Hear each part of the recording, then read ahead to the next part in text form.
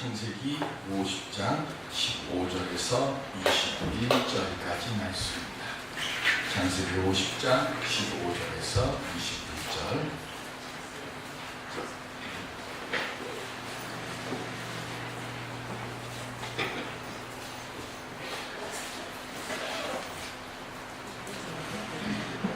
요셉의 형제들이 그들의 아버지가 죽었음을 보고 말하되 요셉이 혹시 우리를 미워하여 우리가 그에게 행한 모든 악을 다 갚지나 아니할까 하고 요셉에게 말을 전하여 이르되 당신의 아버지가 돌아가시기 전에 명령하여 이르시기를 너희는 이같이 요셉에게 이르라. 내 형들이 내게 악을 행하였을지라도 이제 바라건대 그들의 허물과 죄를 용서하라 하셨나니 당신 아버지의 하나님의 종들인 우리 죄를 이제 용서하소서 하며 요셉이 그들이 그에게 하는 말을 들을 때에 울었더라.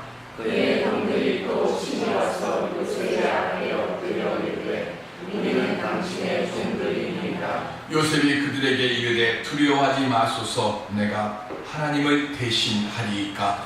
당신들은 나를 하려 하였으나 하나님은 그것을 손으로 바꾸사 오늘과 같이 많은 백성의 생명을 구원하게 하시려 하셨나니 당신들은 두려워하지 마소서. 내가 당신들과 당신들의 자녀를 기르리이다 하고 그들을 간곡한 말로 위로하였더라. 아멘.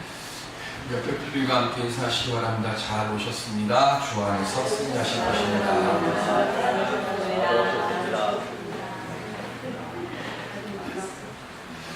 1946년 독일에 지슬로 카돌로스키라고 하는 사람이 있었습니다. 이 사람이 한 농장에 들어가서 별일 아닌 거로 농장 가족들에게 총을 난사를 했습니다. 그 집에 10명의 식구가 있었는데 그 일로 인해서 9명이 죽고 농장 주인인 하멜만 씨만 간신히 살아남았습니다. 그리고 그렇게 9명이나 총으로 사람들을 죽였는데 이 사람이 사형을 언도받지 않고 20년형을 언도받고 20년의 징역을 살았습니다. 그리고 이제 20년이 다 돼서 이 사람이 출소를 해야 되는데 이 사람이 출소를 하기 위해서는 조건이 하나 있었다고 합니다.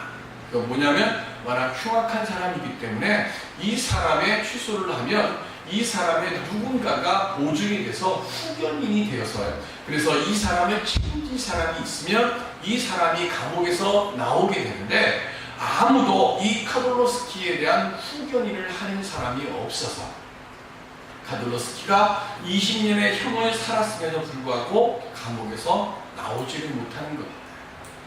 그런데 이 이야기를 들은 하멜만 씨가 당국에다가 편지를 씁니다. 내가 그의 후견인이 되어줄 테니까 그 사람을 석방시켜 주십시오. 그러면서 그렇게 탄원서에 편지를 쓰는데 그 편지 안에 이렇게 글을 써놨습니다. 예수 그리스도께서 나를 위하여 십자가에 죽으셨는데 내가 그를 용서하지 못할 이유가 없습니다. 내 식구를 죽인 원수의 보증인이 돼서 그를 가족처럼 돌보는 이유가 예수 그리스도의 십자가 사랑의 근거에서 이루어졌다고 고백합니다. 어떻게 이런 일이 가능할까요? 그가 평탄한 길을 걸어갔을 때는 예수 그리스도의 십자가의 은혜에 대한 감사함을 몰랐습니다.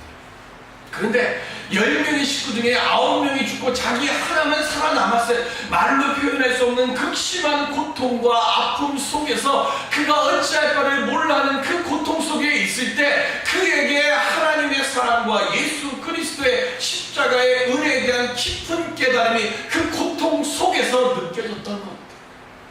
그리고 그 깨달음을 얻었고 그래서 그 은혜에 대한 고백으로 용서의 사람이 될 수 있었다고 고백하고 있습니다.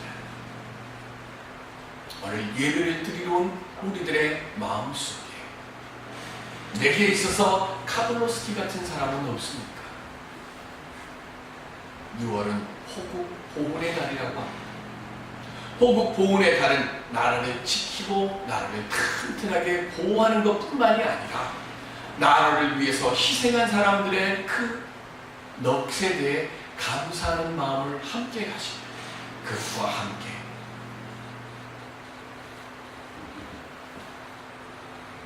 용서와 화해의 달이 바로 6월 한 달입니다. 이 6월 한 달 동안 우리 모든 신령들 속에 용서와 화해의 사랑이 넘쳐나고, 그래서 그 은혜와 소망 속에서 십자가의 사랑에 대한 감격과 감사의 고백을 드리며 하루하루 살아갈 수 있는 우리 모두가 될 수 있기를 주님의 이름으로 축원드립니다. 그러면 우리가 어떻게 하면 이 용서와 화해의 사람이 될 수 있을까요? 저는 오늘 창세기 50장에 있는 요셉의 말씀을 통해서 그 은혜를 함께 살펴보고자 합니다. 야곱이 애굽으로 이주한 지 17년이 지나서 147세가 된 뒤에 하나님의 부르심을 받습니다. 애굽에서 요셉이 총리로 있었고 야곱은 요셉의 아버지이기 때문에 왕족과 같은 대접을 받았습니다. 어떻게 해서 왕족과 같은 대접을 받았는가 하면 우리 성경을 보실까요? 창세기 50장 3절입니다. 시작. 40일이 걸렸으니 향으로 처리하는 데는 이 날수가 걸림이며 애굽 사람들은 70일 동안 그를 위하여 곡하였더라. 아멘. 여기서 향으로 처리한다라고 하는 이 말의 뜻이 뭔가 하면 애굽, 이집트 하면 우리가 생각나는 것이 있습니다. 뭐가 생각이 납니까? 제일 먼저 스핑크스가 생각이 나고, 그리고 미이라가 생각이 날 겁니다. 피라미드 안에 모셔 있는 시신. 여기서 말하는 향을 만든다고 하는 이야기는, 향으로 처리한다는 얘기는 미이라를 만든다는 얘기를 뜻하는 겁니다. 그냥 일반 사람들은 그냥 무덤에 모시지만, 그러나 귀족이나 왕족들은 이 미이라를 만들어요. 그래서 사람이 죽게 되면 코를 통해서 뇌를 꺼내고 뭐 해갖고 온 몸을 그렇게 쭉 해서 속에 있는 장기를 다 비우고, 그리고 거기에 그 소금물로 말려가지고 썩지 않도록, 상하지 않도록 육신을 보존하게 하는데, 그렇게 미이라를 만드는데 걸리는 시간이 40일입니다. 그리고 곡하는 시간이 30일입니다. 그래서 이집트의 왕족이나 귀족들의 장례 기간은 모두 70일이에요. 그렇게 70일 동안을 애곡하고, 그리고 아브라함이 준비해놨던, 마련해 놓았던 그 가족 묘에 이제 야곱을 모시고 가나안 땅으로 갔다가 다시금 애국으로 돌아옵니다. 그러니까 아마 애곡하는 기간 70일에 이 오고 가는, 이장하고 하는 이 모든 시간을 다 합치면 한 80일쯤에 긴 시간이 됐을 겁니다. 그렇게 80일 정도의 긴 장례의 기간을 마치고 난 뒤에 형들이 걱정이 밀려오기 시작했다. 아버지가 돌아가신 그 순간부터 형들의 마음속에 걱정과 근심과 두려움이 몰려옵니다. 요셉이 힘이 없을 때 요셉을 애굽의 노예로 팔아 넘긴 일이 마음에 걸리는 거예요. 아버지가 살아계실 때 그 문제를 해결했어야 되는데, 아버지가 살아계실 때 혹시라도 형들이 가가지고 요셉에게 왜 전에 20몇 년 전에 우리가 당신을 노예로 파는 거 그거 좀 용서해 주면 안 되겠습니까? 라고 이야기를 해야 되는데, 지금 요셉이 아무 말을 안 해. 그러니까 요셉이 아무 말을 안 하는데 굳이 옛날에 좋지 않았던 일 꺼내가지고 요셉에게 그거 다시 기억하게 해가지고, 만에 하나 자기들이 말해서 요셉이 형님들 제가 다 용서합니다 이러면 끝나면 좋은데, 내가 그거 기억 안 하고 있었는데 그랬어, 맞아, 형들이 나한테 그랬지 하고 여봐라 이놈들 당장 오게 가두어라 이 말 할까봐, 그게 무서워서, 그게 두려워서 아버지 살아계시는 동안은 그래도 아버지 얼굴 보고 요셉이 아무리 힘이 있어도 아무렇지 못하겠지, 그 생각으로 그렇게 세월을 지나가다가 17년이라고 하는 세월이 지나간 거예요. 그리고 아버지가 돌아가셨습니다. 이제는 정말로 큰일 난 거예요. 발등에 불이 뚝 떨어진 겁니다. 그래서 어떻게 합니까? 자기들이 차마 요셉에게 가서 말할 용기는 안 나니까 오늘 본문 16절에 보면 사람을 보내는 거예요. 그래서 요셉에게 말을 전하여 이르되 이렇게 되는 거예요. 자기들이 말을 못하고 형들이 사람을 사가지고 그 사람을 보내는 거예요. 보내서 뭐라고 얘기합니까? 당신의 아버지가, 요셉의 아버지가 다르고 형들의 아버지가 다릅니까? 어머니는 달라도 아버지는 한 분이에요.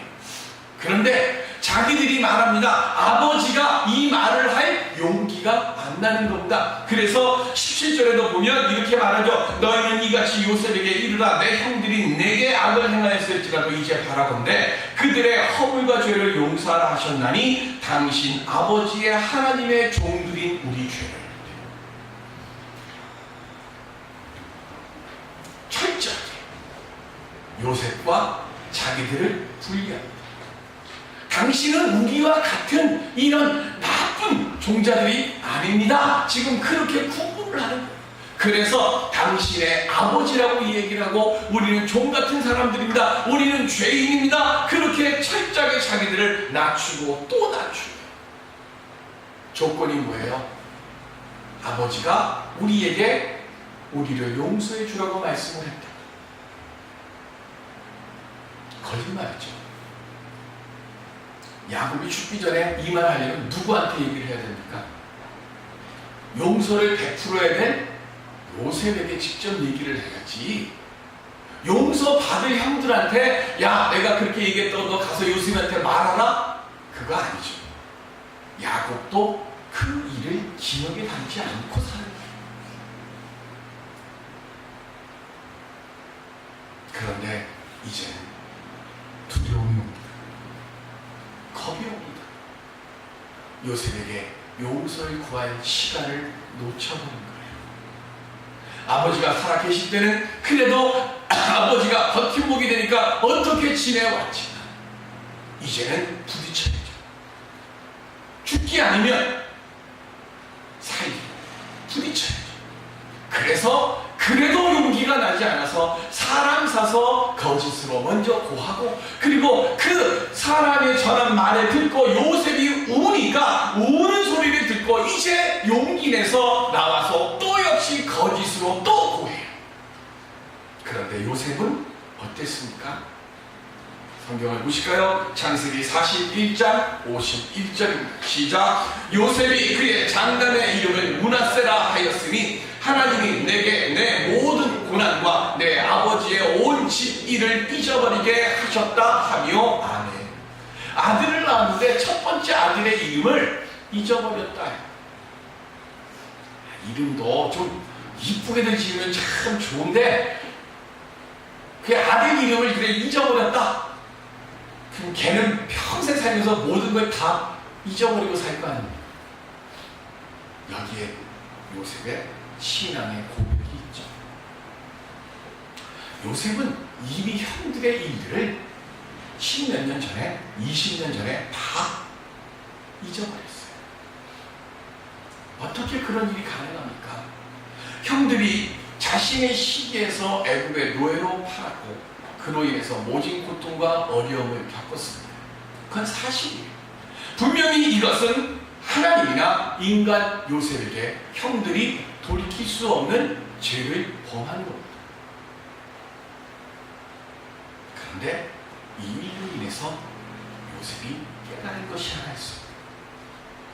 그게 뭡니까? 오늘 본문 20절에 보시면 본문 20절 함께 보실까요? 당신들은 나를 해하려 하였으나 하나님은 그것을 선으로 바꾸사 오늘과 같이 많은 백성의 생명을 구원하게 하시려 하셨나니. 형들이 내게 행한 악한 일에 초점을 맞추고 살아가다 보면 요셉도 평생 상처받고 고통받는 삶을 반복하면서 살아갈 수밖에 없어요. 누군가 내게 행한 잘못된 거 있어요. 내가 안 좋은 기억이 있는 장소가 있어요. 그러면 그 장소를 생각하면 할 때마다 뭐예요? 마음에 아픔이 와요. 누군가가 내게 잘못을 해낸 사람이 있어요. 그런데 그 사람의 이름이 듣거나 그 사람의 이야기가 나오거나 그 사람의 성이 나오거나 그 사람의 이름과 비슷한 이름이 나오면 가슴이 철렁 내려앉아요. 그리고 그때의 일이, 그때의 기억이 막 떠올라요. 그래서 마음에 너무 아프고 너무 힘들어요. 그런데 요셉에게 있어서는 어때요? 자기 형들과 지금 앞으로도 얼마나 더 같이 지내야 될지를 몰라. 그런데 그거를 내 마음속에 품고 살면 그 사람만, 그 이름만, 그 얼굴만 보면 속에서 천불 같은 것이 올라오는데 그걸 품고 살아갈 수가 없잖아요. 요셉이 고난당하고 요셉이 고통당하고 요셉이 옥살이한 거 그거 다 사실인데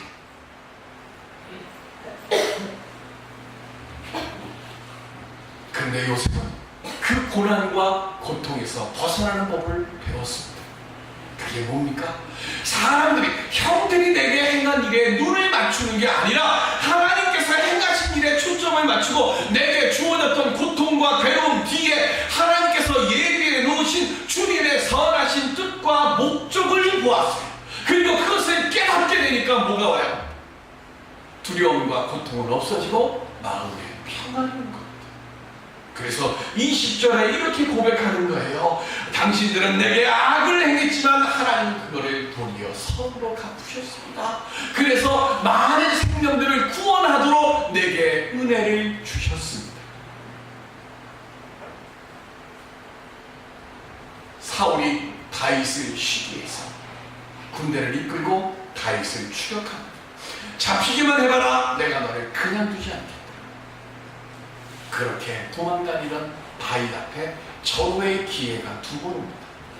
한 번은 다윗이 숨어있던 동굴에 사울이 들어와서 배가 아파서 거기서 용변을 보는데 바로 다윗 앞에서 용변을 보는 거예요.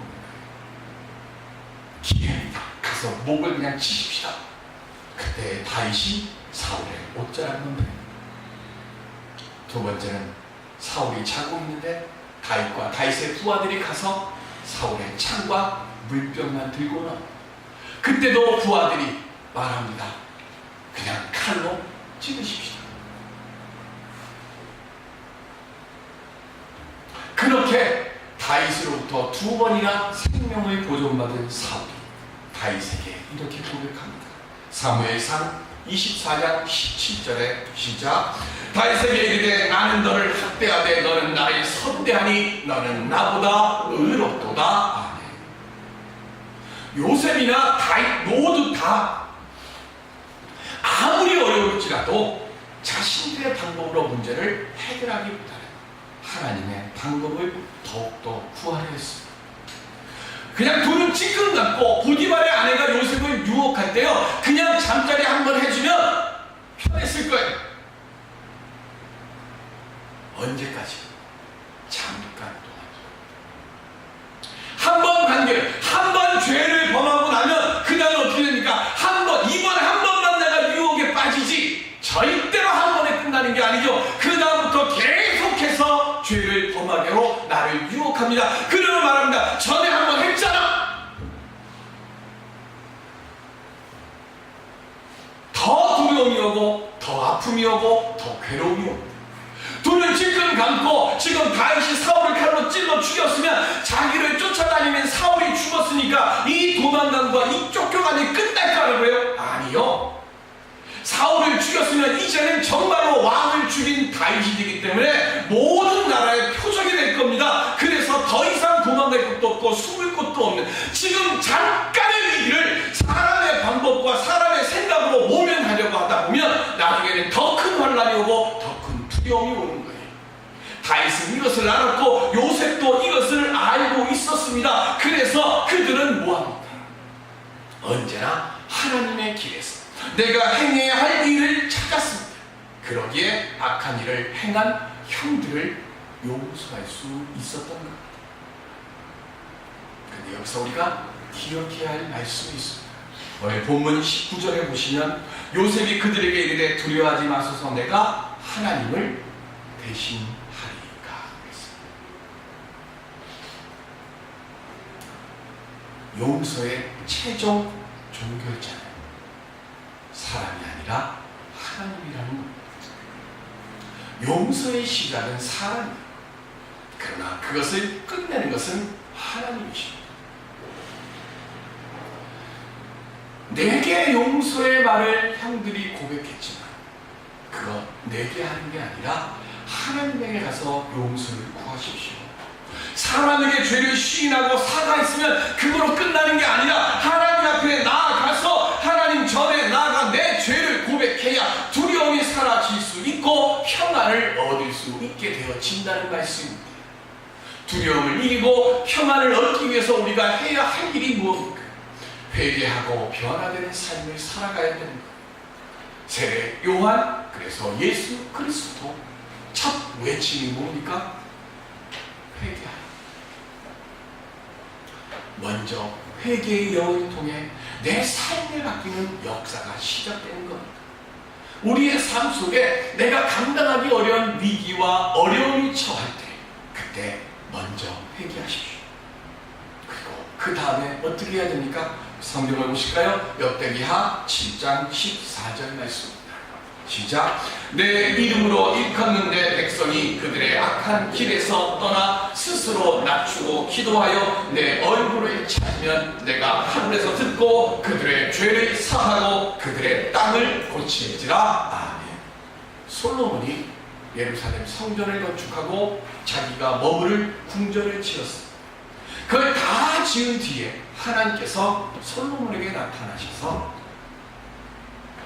우리가 공격하지 않은 7장 13절에 보면 가물고 연병이 돌고 전염병이 돌고 그래서 위기가 닥쳤을 때 그때 어떻게 극복하는지 아느냐?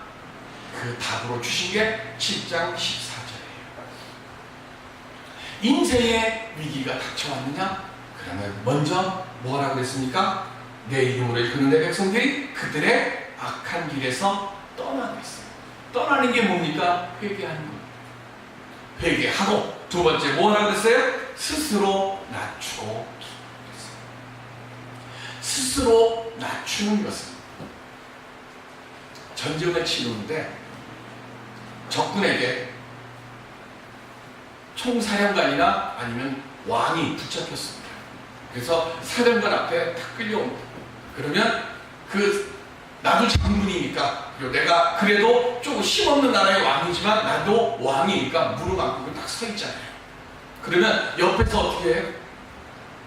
친다 쳐가지고 무릎을 내가 원하지 않는데 무릎을 꿇을 수밖에 없도록 만들어요.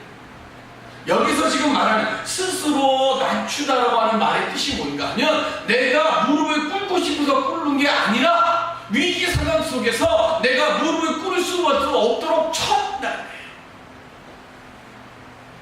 나를 쳐서 하나님 앞에 나를 낮추게 하는 거예요. 하늘의 문이 닫히고 그리고 땅에 비가 내리지를 않습니다. 그러면 땅은 갈라지고 식물을 물이 없어 자라지 못하고 동물은 마실 물을 찾아서 이리저리 헤매며 괴로워하는 그때 오늘 우리나라의 상황이 어떻습니까? 세월호가 침몰되고 지하철과 노인 요양병원에 방화 사건이 일어나고 고향 터미널에는 화재 사건 등으로 많은 사람들이 죽어가면서 근심과 걱정이 더해져 갑니다. 우리 삶의 자리에는 물질과 그리고 우리의 삶의 평안함을 찾기가 어렵습니다.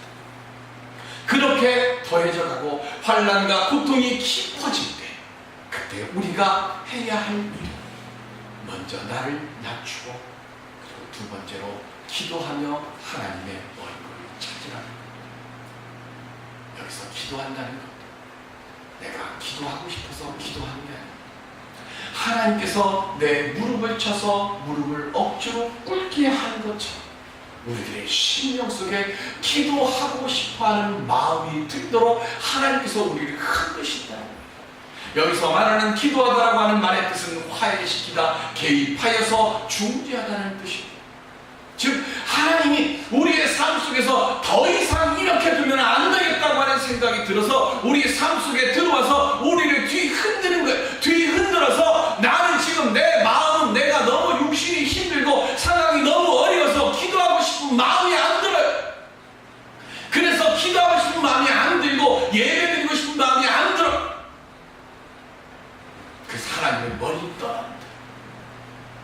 근데 하나님은 말씀하십니다. 기도하고 싶지 않을 때, 예배하고 싶지 않을 때라도 억지로 무릎을 꿇게 했어.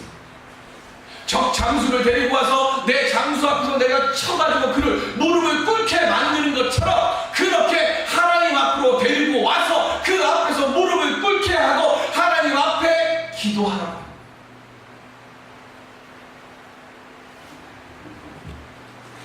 기도하고 싶을 때까지 기다린, 기도해야 할 때를 놓치고 기도해야 할 때를 놓치면 하나님을 만날 수 없습니다. 낙심할 수밖에 없는 상황 속에서 기도할 마음이 생기기를 기다리면 안 됩니다. 그래서 솔로몬에게 하나님 말씀하시는 겁니다. 위기의 때에 처하면 억지로라도 기도시켜라. 억지로라도 기도하면 내가 그를 만나겠다고 말씀합니다. 시편 42편 5절에 보시면 시작. 내 영혼아 내가 어찌하여 낙심하며 어찌하여 내 속에서 불안해하는가. 너는 하나님께 소망을 두라. 그가 나타나 도우심으로 말미암아 내가 여전히 찬송하리로다. 아멘. 기도할 마음이 없습니다. 기도할 때라고 생각되면 억지로라도 의지를 가지고 하십시오. 그러면 하나님을 만나실 수 있습니다. 내 영혼아 어찌하여 낭망하며 주저앉아만 있느냐. 그곳에서 하나님을 바라십시오. 그때 하나님께서 우리를 만나 주실 줄로 믿습니다. 요셉은 고난의 시간이 지나며 하나님을 찾았고 하나님을 만났기에 기적과 같은 일을 이루었습니다. 그리고 그 속에서 사람의 길이 아닌 하나님의 길을 보게 되었고 그리고 하나님의 사랑의 마음으로 형들을 용서할 수 있었고 평안한 마음을 얻게 되었습니다. 반대로 형들은 여전히 사람의 길에만 머물러 있었기에 하나님을 찾지 못했고 하나님을 만나지 못했기에 두려움과 근심의 자리에 머물며 괴로워했습니다. 위기의 순간 두려워하며 거짓과 괴로움 속에서 살아가시겠습니까? 아니면 회개와 겸손의 마음을 가지고 하나님 앞에 나와서 하나님을 만나시는 삶을 사시겠습니까? 이 시간 두려움은 내려놓으시고 평안과 위로와 그리고 새로운 소망의 복된 삶의 길을 열어갈 수 있는 우리 모두가 될 수 있기를 주님의 이름으로 축원드립니다. 기도하겠습니다.